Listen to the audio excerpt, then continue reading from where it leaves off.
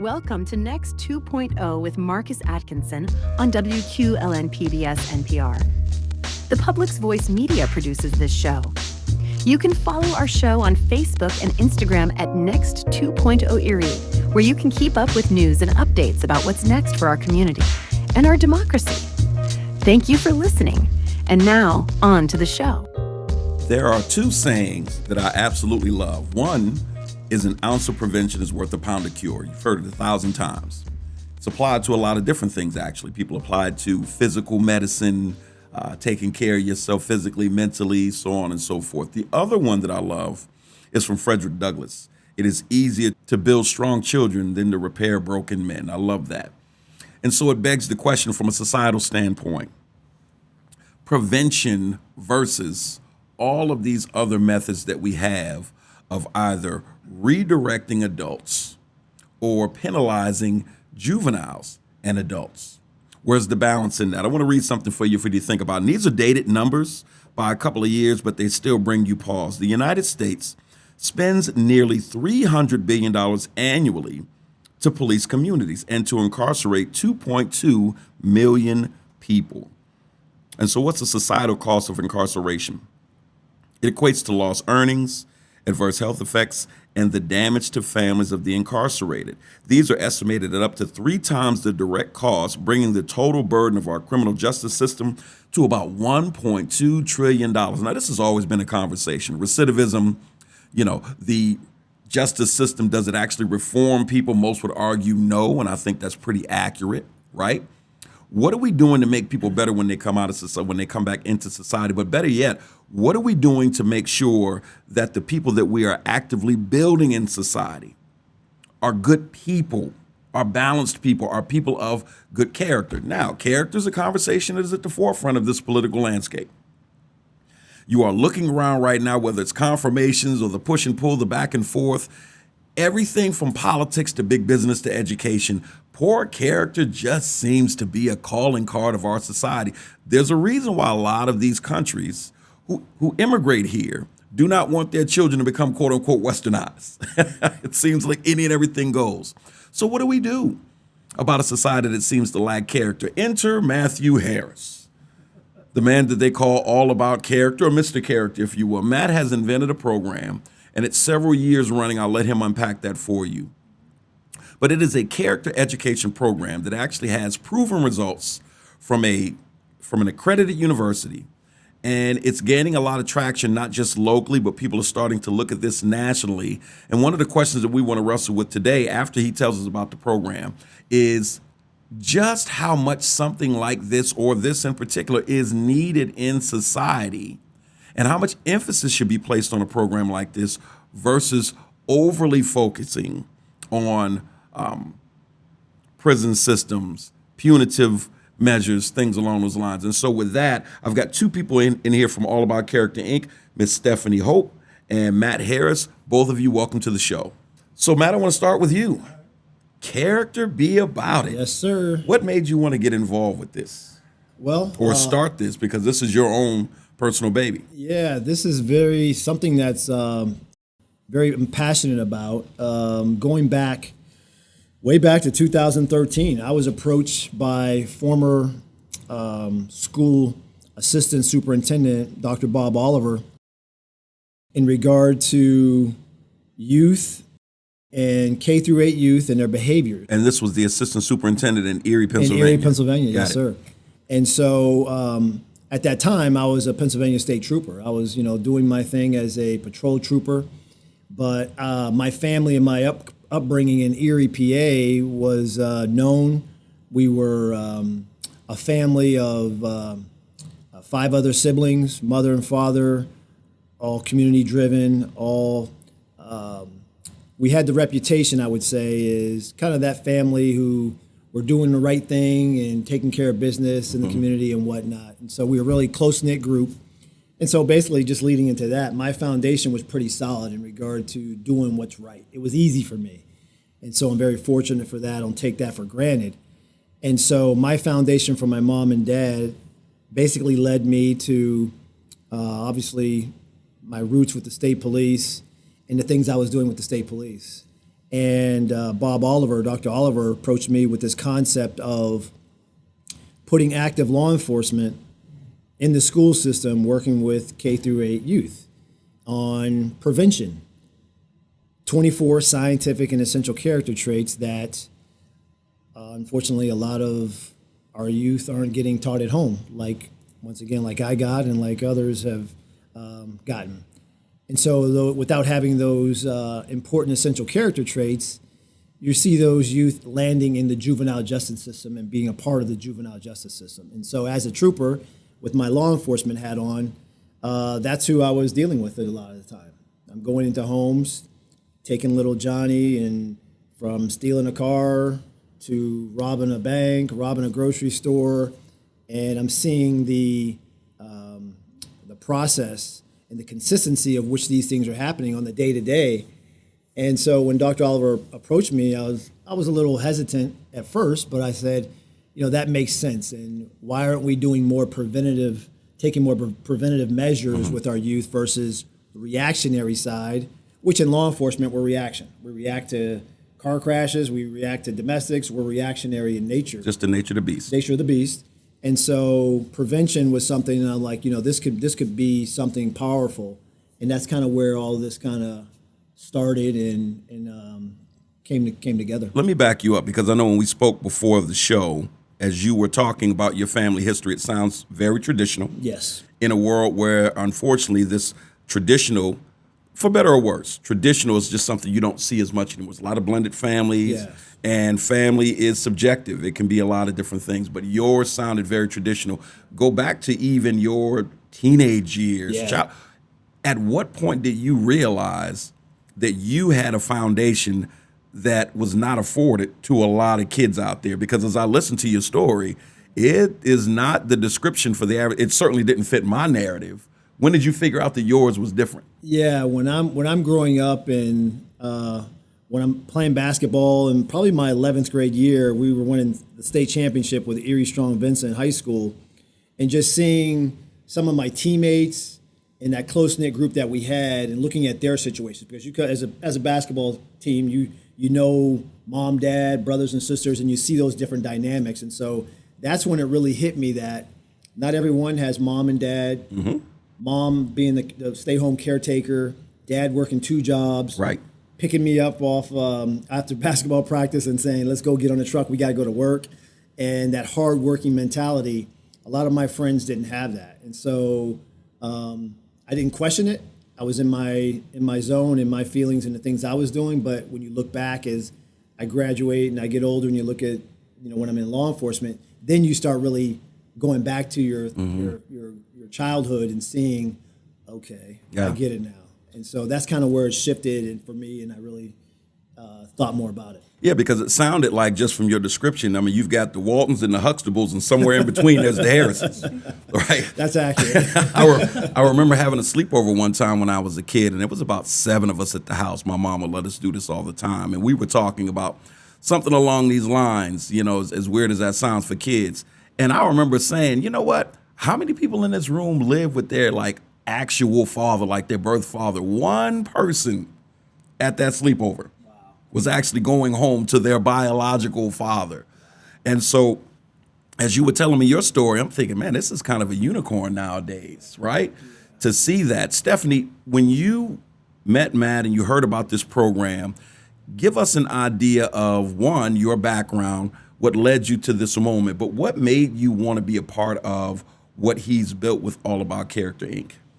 Sure. So very similar to Matt, I also grew up with both parents in the home. I don't consider myself, let's say, wholly American. My mother was born in Alexandria, Egypt, until she moved to Greece, Athens, Greece. So I tie myself and my heritage very strongly with that Greek side. Can I freeze you for just a sure. minute? Ladies and gentlemen, you can't see Stephanie, but I promise you, thank you for sharing that background. As I'm looking at this very beautiful woman, right? I'm wondering, something's there, and you don't want to ask. It feels rude to ask. Thank you for sharing that background with us. You're welcome. You're welcome. So I also kind of grew up with this mentality that we're not 100% American, right? We are a Greek home. You will always have a room in our house, no matter how old you are and how many kids you have, that this will always be kind of your foundation. I was also very blessed and fortunate. Again, my mother stayed home, but I was also homeschooled my entire life. So, with that, at 6th grade, I did an accredited online program. And that was also when my mother went to school to get her master's degree in religious studies. So as I was homeschooled, I played 9 instruments, 4 at a chamber level. I just had this insatiable curiosity of like, how else can I fill my time? Because I had such a good foundation, right? Because I was so stable in my home, I had the innocence and the ability to be curious and engage with the world in a different way. But then also understanding and being reminded every single day by my mother, because the Greeks, just like Jewish women, are great at guilt. I also grew up very aware of how, privileged and blessed that I was, that my parents were in a position to afford that to me.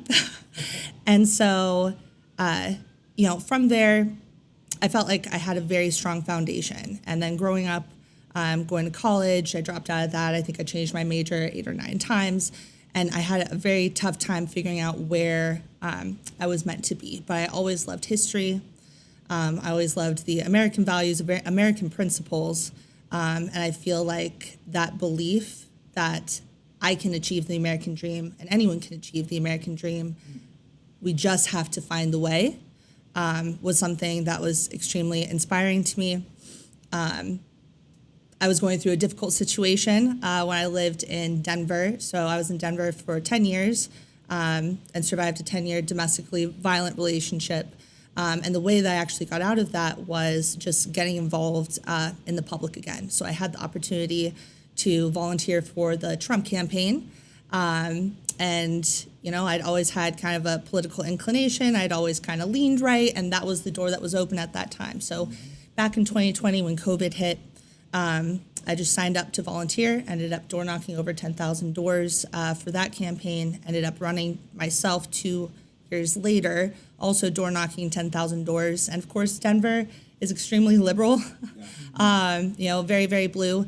But that opportunity to speak to the masses in that way and truly listen to what was hurting them and how they thought about the world and where they got to where they are now, in their opinions, I think really prepared me to have a dynamic engagement with the world. So ended up having the opportunity to be the only paid employee of 2 national nonprofits that we grew from the ground up to over 700,000 members in under 2 years. So during that time, it was the lockdowns. So the organization Faith, Education, Commerce United was to push back and open up all of those institutions again. And, from that, I learned that there is an extreme craving for Americans, regardless of what they look like and how they got here, to feel empowered in the society that they live in, to engage in politics meaningfully. And all of that ultimately comes back to character, right? So these politicians that we were challenging, the nameless, faceless bureaucrats that were holding up our lives, oftentimes extenuating circumstances and pain and suffering for so many, we refuse to let those faceless people continue to control our lives, right? So that was where my spark for community engagement, political activism, and actual advocacy of the concepts and principles that should all unite us, that should bring us together, in order to again have a say in our lives every day. Yeah. So let me go back and ask the question that I think half the listeners are probably wondering now that you've unpacked your story. So you worked for the Trump campaign, and we're sitting here talking. Well, yes. We're sitting here talking about character and things along those lines, and I think that's the word that they reach for. I mentioned the confirmation hearings earlier, and certainly a lot of the people that are being put forth, this is the question people are asking, is that person of good character to be in this position? And so I've often found myself someone who views politics from a very unique lens. I'm never ideologically all this or that. And so let's go with the good character thing John McCain, a man of tremendous character, right? Mitt Romney, a man of tremendous character. Trump, not so much. Where and some of the people that he's nominating and some of the people around, where does he fit into? Where do your political leanings fit into this conversation? Because when you think about good character, I think the first places that people try to apply it to, religion, politics, right? Unpack that for us and tie in the value of what you see in Matt's program, even in this contentious political environment. Sure. So I think that the success of Trump is the ideology. It's the presence that he brings with him. It's the push for transparency and the fight for transparency, and the fact that he openly says, I'm not the best person. I may have done things in the past that aren't right. But again, I think that that's something that a lot of people in our communities, they want to run for office, they want to do good things, but because something happened somewhere in their past, they feel as though they can't. They don't want their dirty laundry to be out there in front of the world. And I think that Trump brings this refreshing, innovative place that it doesn't matter who you are or what you've done. We can fight for transparency. We can fight for the facts to be presented to us, and that empowers us to make our own decisions. So I think even hearing back on all of the confirmation hearings, what I'm hearing time and time again when you parse it out and really break it down is I just want to know the truth. I want to share the truth with the country, and maybe I'm not the person making the final decision on this, but why aren't we bringing more people into the conversation, and why are you making decisions behind closed doors? Right. Fair enough. And so that brings in the character piece. Is if we are not confident in our character, how can we productively engage in our community? Mm-hmm. How can we confront those people that are lacking in character and call them out in a meaningful way? Mm-hmm. And I think that even again, the American dream, it comes down to character and a collective conscious of the belief that if we uphold these values, if we impart these to the next generation, that ultimately, if we can come together, we can find any solution to any problem in front of us. Right. And you know what? This sets up the next question well, where Matt is concerned. One, you started to tell us about the program. Mm-hmm. Give us the nuts and bolts of it. You touched on it. Give us the nuts and bolts of it, and then go right into how do you even know if this thing works? I'm listening to Stephanie. Obviously, there's a need for this in society.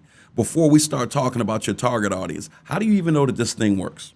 Yeah, that's it's important to go there, Marcus, because when I started this concept, we had no curriculum.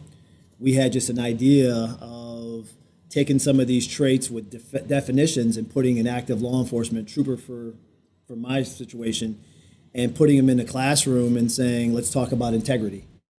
Finds Matt Harris and his day-to-day job as a trooper and how my foundation was formed with that. And so that led to conversation of the, on and of a 32-week program. And so 32 weeks of taking 24 traits and having the conversation, having role playing with the classes, having live discussions with the classes, role models. And so that mentoring role model piece actually came into light a lot of times because basically we're just another mentor or role model. So the premise of taking 24 traits, using them 32 weeks out of a school year, which is really unheard of for a lot of programs. One, of course, being like this being preventative. And then giving pre and post testing. And so with that said, as I'm shouting the praises of the program, how do you know? Matt, you're saying it works. How do we know? How do we prove if you're going to take this to the next level? What's that look like? Right. Well, we... especially since there's a cost attached to it. I assume there's a cost attached to it. Cost attached to it. So we brought in and did some research, and we went to Penn State Core, Community Outreach Research Evaluation, here in the area at Penn State Barron. And they thought the program was great, but they said, Matt, let's take it to the next level and let's get some data behind it. And so they came in and we did a 3-year survey study on the program. And in 2020, June of 2020, the results of the elementary schools and the middle school data returned with all positive findings. And so that led to me to basically taking the program on the road and expanding it, not just here in Erie County, but throughout the country. So that's kind of the gist of how something, an idea and concept came to be something that works, changing lives, testimony of students that really looked at law enforcement different, looked at behaviors in schools different, and bullying different, and all those different things. And a lot of students, as we talked about earlier, a lot of students had a great foundation and were able to self-regulate in classroom and not act out. But a high percentage of them didn't know how to handle those situations. And so that's where a program. So if you take that holistically around the country, you can imagine the numbers of students that something like this could save from finishing school and then from going into the juvenile justice system. I don't want to gloss over the research and evaluation part. I don't know about other parts of the country. In Erie, Pennsylvania, there are a disproportionate number of nonprofits in this city. Correct. And it feels like everyone who comes up with a quote-unquote bright idea has figured out that it is relatively simple to get a 501c3 off the ground legally. Many, unfortunately, are not very functional because it is just that. It's a great idea. And I hear very few taking the step of saying, I'm going to pay someone because they didn't evaluate your program for free, I'm assuming. That's correct. I am going to pay someone to prove that this works, which I would imagine would be embarrassing if you cut the check and they came back and said, it was negative. Nah, man, this ain't doing half of what you thought it was doing. Yes. What even made you take it there? Because I think a lot of people don't take it out of fear. Like, if you really believe this thing works, pay somebody to test it. Yeah, that's a good question, Marcus. And it was something that I was doing before I brought them on board. And I knew, in my heart of hearts, I knew this was working. And so to go and raise over $35,000, I'll just leave it at that. I wasn't going to ask, but I was curious in terms of what because this is not cheap work. Right. To raise that kind of money to say, you know what, this is what's needed, this works. And to bring them on to do this, I said, let's do it. Yeah, well, I didn't even hesitate. And now you look at what the results stated. 4 variables. Oh, no. Before you go to results. Yeah. Just give us a snapshot of the process. Oh, okay, process. So basically, Penn State Corps staff went into the school, administered a pre-test, took questionnaires from students, took questionnaires and Q&A from troopers that were administering the program. I had 19 troopers working for me at that time.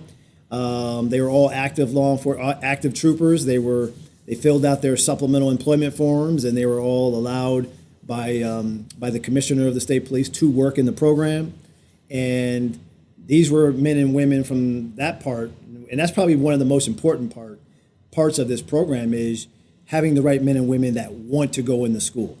Granted, they are getting a stipend and making a couple dollars on their time, but I was fortunate to select the right men and women that actually want to go in the school and change that dynamic from youth being a part of the juvenile justice system. So I was fortunate to have the right men and women. And so that led to a positive outcome because they're delivering a positive message of prevention. Hey, you can have integrity, you can have grit, you can be kind to your classmate, you can do this out in the community. All those things were happening. And so that was the process of Penn State coming in, evaluating it over a 3-year period. That's what I was going to ask. How long? And the sample size was roughly? Sample size was one of the largest sample sizes I've seen. It was over 1,000 students. Wow.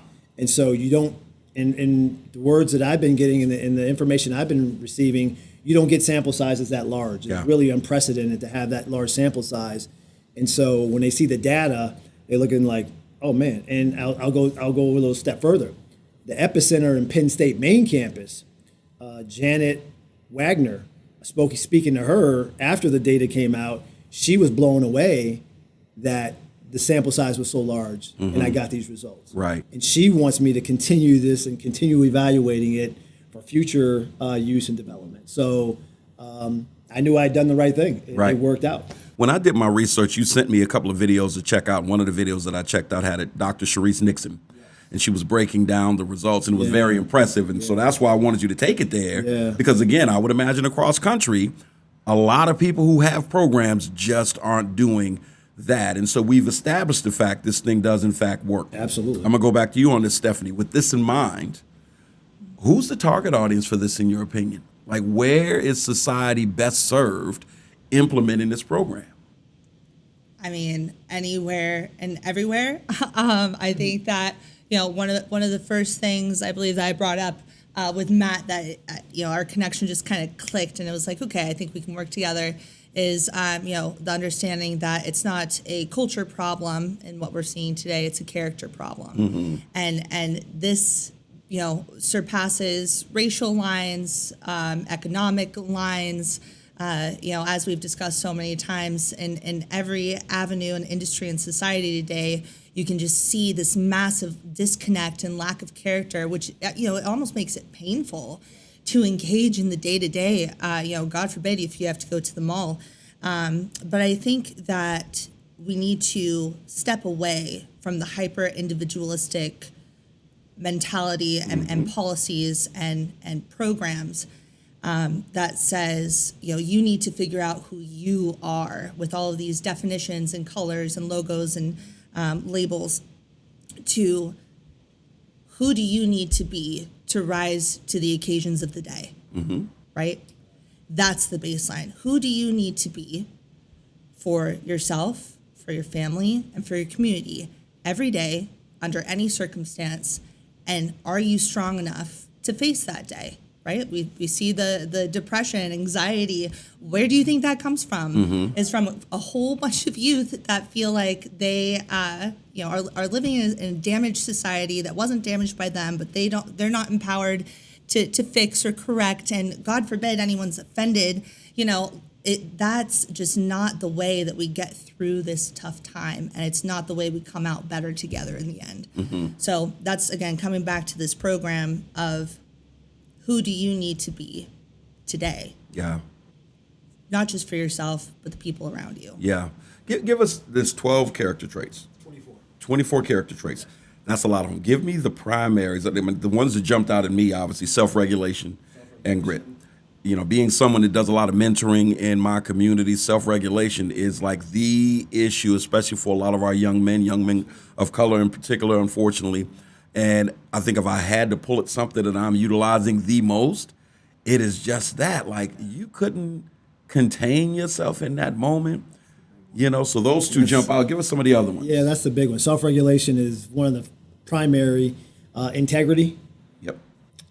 Speaks for itself. And it's funny when you go and explain integrity to a sixth grader or a fifth grader, and you start talking about what you're doing, and you give them the definition, and they start thinking. You see the mind going of, what did I do in the bathroom? What did I do this or that in the bathroom? Things like that. So integrity is important. Self-regulation, grit.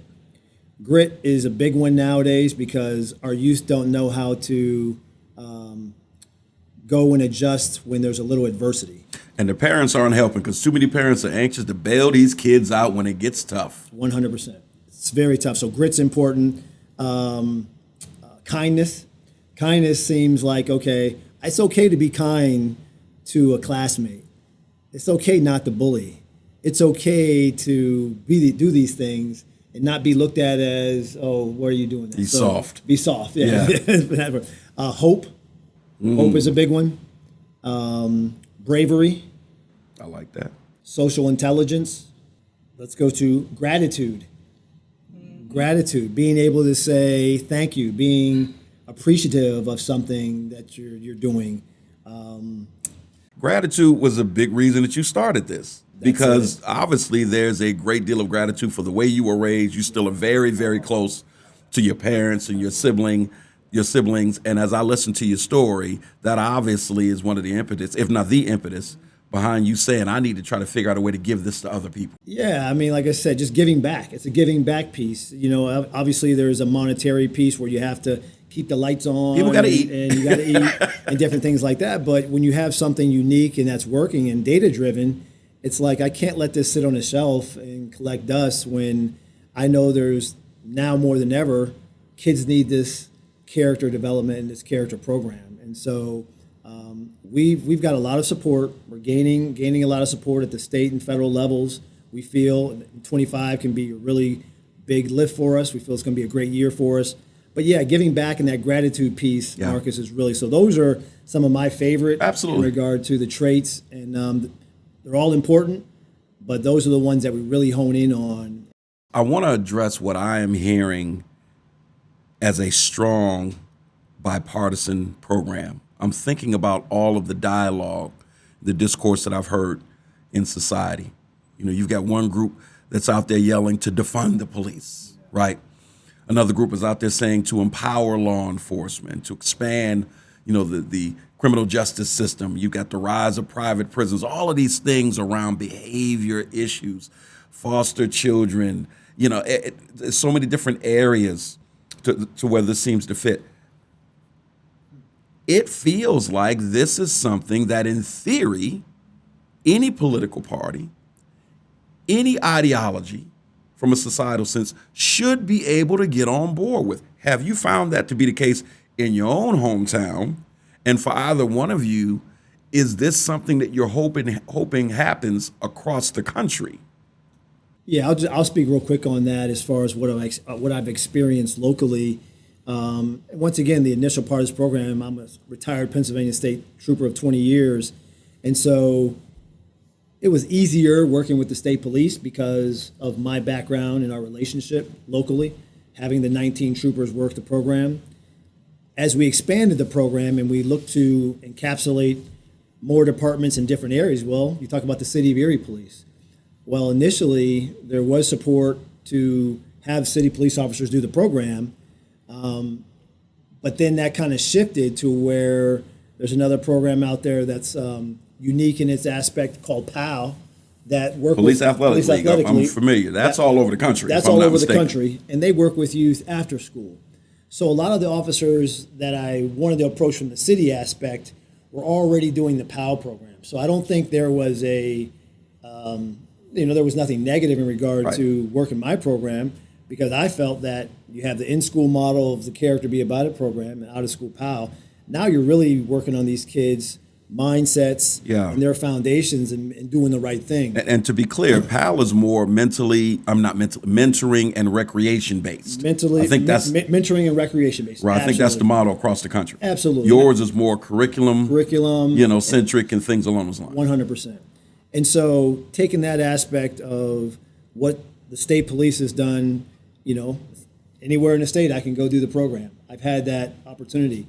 Superintendents have seen the value of the program in bringing active law enforcement, who they look at as mentors and role models, in addition to teaching this, in addition to a resource officer. A resource officer is paid by a school district to go in and secure the school for those, and that's needed. Some schools were taking resource officers and utilizing my program. Other school districts were saying, no, we want to hire the local police department from around. So expanding from troopers to basically just general law enforcement, selecting once again the right men and women to go and do this, is kind of the mindset of where the program was going locally and scaling nationally. So I had those conversations with superintendents in Savannah, Georgia, Atlanta, Miami, Birmingham, Alabama, Cleveland, Ohio, and it's really been positive.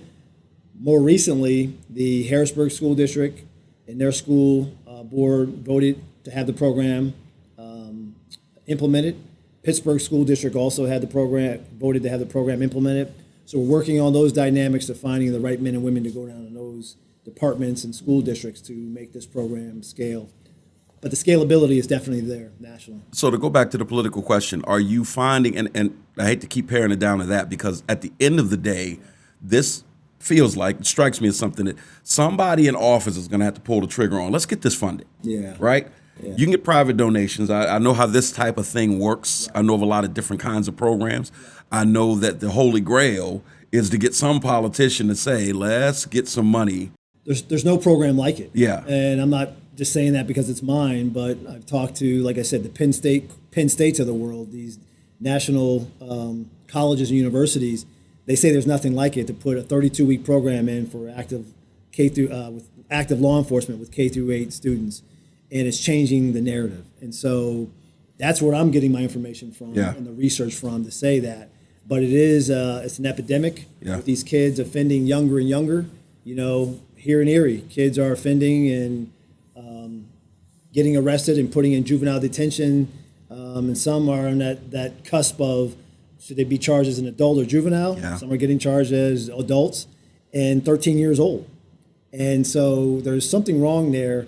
Instead of kicking the can down the road and saying we have a problem, more preventative programs should be implemented in the school level, juvenile detention levels, and I think that's one of the answers that it needs to happen. So you talk about scaling. Stephanie, who are you going after for this program? When we think about scaling, give us an idea of the people that you want to have conversations with about this program and the case that you're making for the need as you're approaching these people or organizations.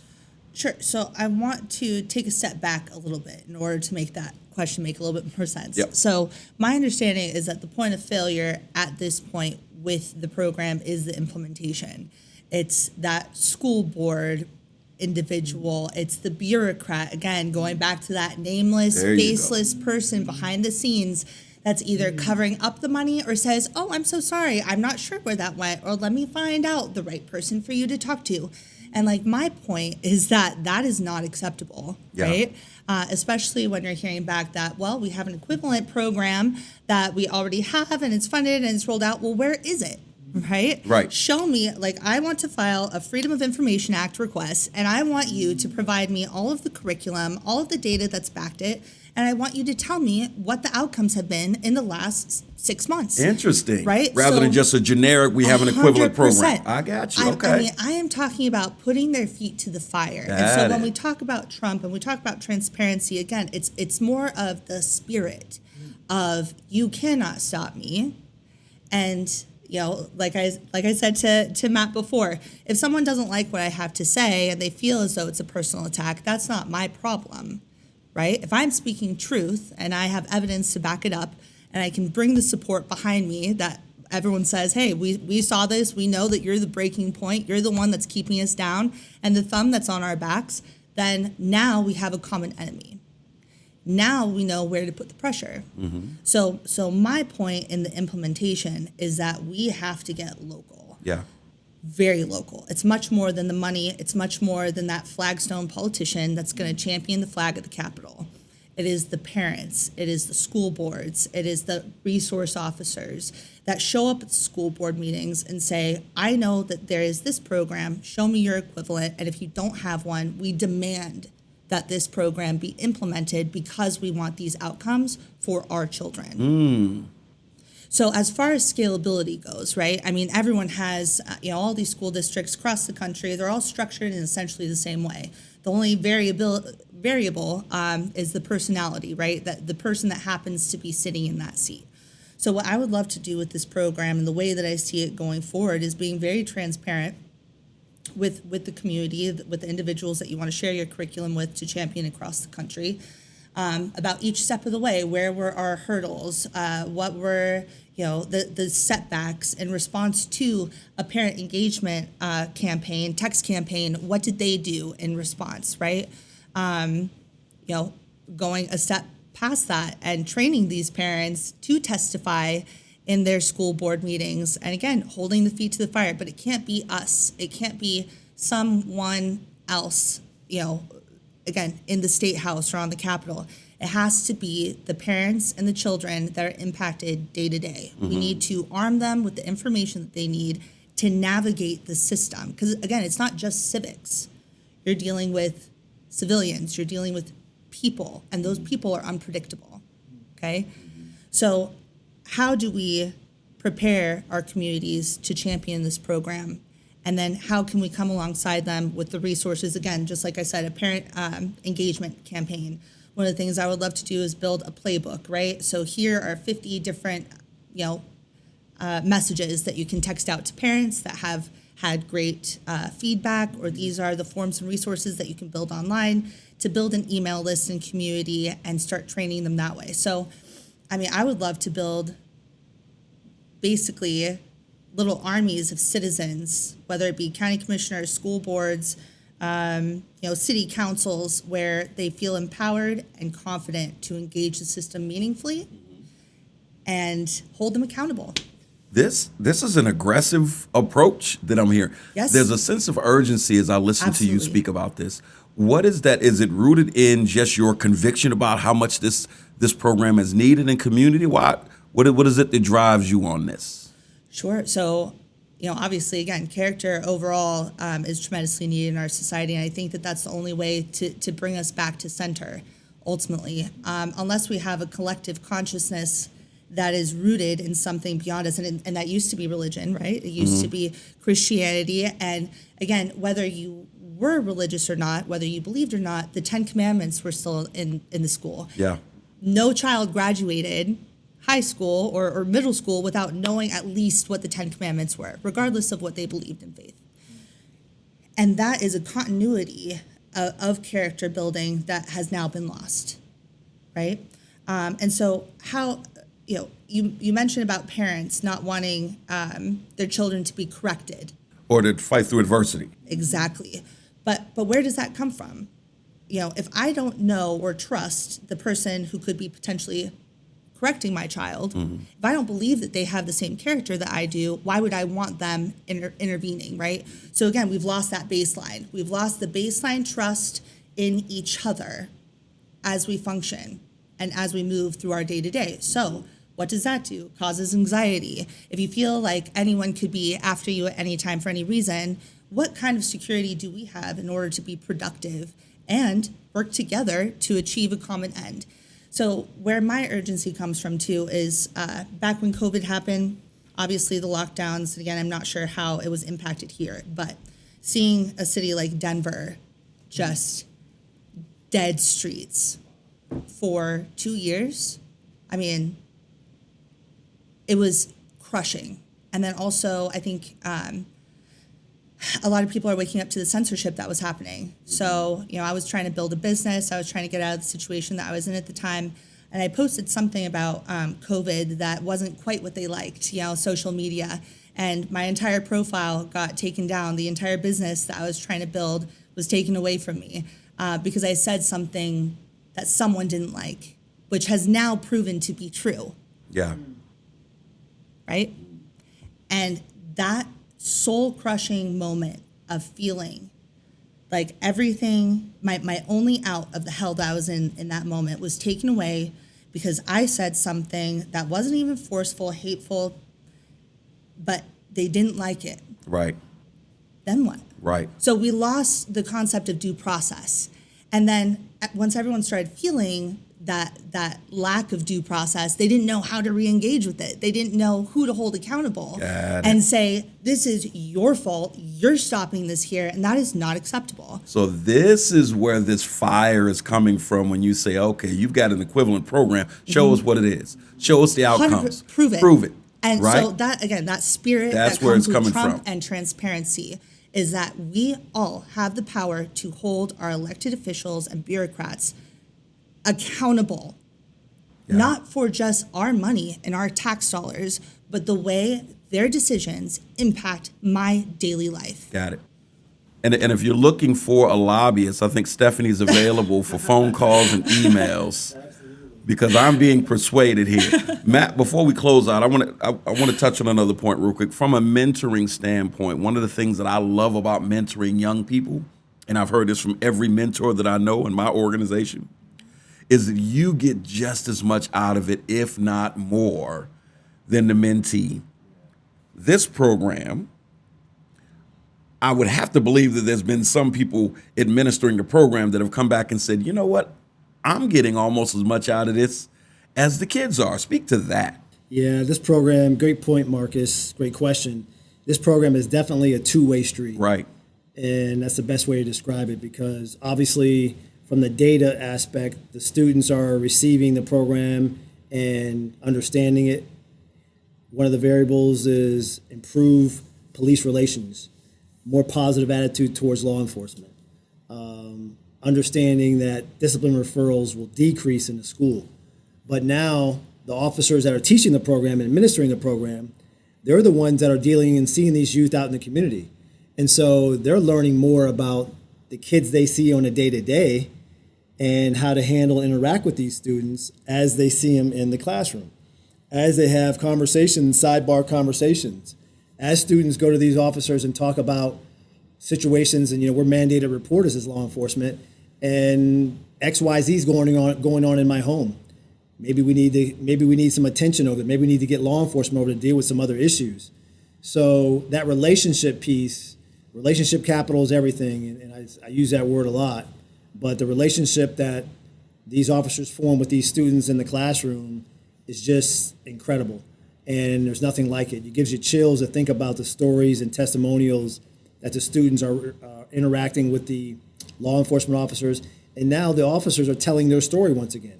Why integrity is important in my day-to-day job. Why grit is important in my day-to-day job. Why kindness is important in my day-to-day job.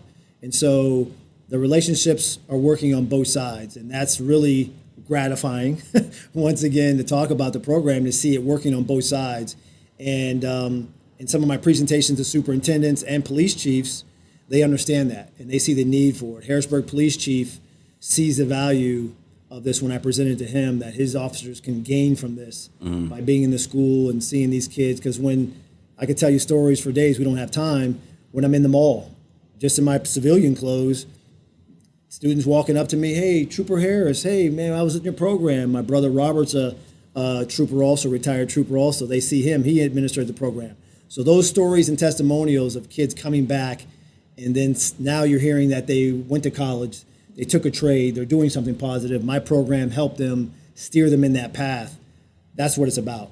And I think if we can do it locally, we can do this on a national scale and really affect not just hundreds and thousands, you can affect millions of kids. And so that's the two-way street component. The timing of this, go ahead, Stephanie. Oh, I was going to say, well, so another thing that was mentioned as far as resources and implementation of the program is, particularly in the larger cities, not having the officers that have the time to go into the classroom. And so, we saw in COVID too, again, I'm not sure how it was out here, but we had a mass exodus of the police department in Denver because of the forced vaccinations. A lot of police departments across the country. We need to be inspiring these youth to come join us. We want them to become police officers. We want them to love their community and be empowered to be protectors. And, so this is a multidimensional program that, again, can benefit in many other ways, just beyond just the outcome and data that your studies have proven. And then I just want to make sure that this is included here, the human trafficking aspect of the program as well. I don't believe that the vast majority of Americans truly understand the depths of depravity when it comes to the human trafficking. Absolutely. Absolutely. I don't think that people know what how it to looks report like. it. Right. Again, being homeschooled, I had also a sense of isolation too. But there were critical things that happened in my life that, because of the people that were around me that told me law enforcement was not safe, don't go to them. They're not going to protect you. They're going to make it your fault. Interesting. I should have, you know? So I think especially for young women who are experiencing trauma and abuse, there is also an avenue there that law enforcement does feel very unsafe and unapproachable, especially when we know, over 70% of rape cases are never even really investigated, or like the kids are never even processed. So what does that say about women, and who's fighting for us? So anyways, I do love the human trafficking aspect of the program. And I think that that's something that we need to keep in mind and champion alongside the character program. Got it.